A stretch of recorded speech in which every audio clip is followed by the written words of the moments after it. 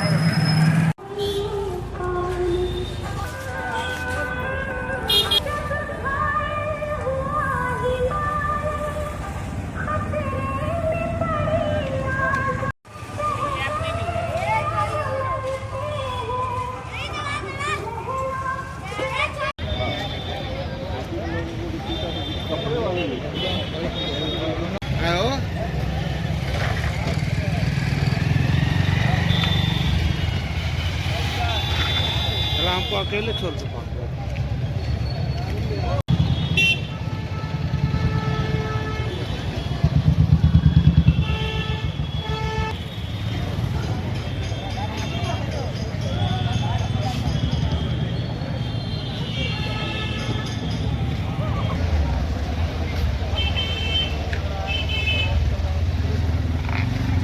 सुनिए ना।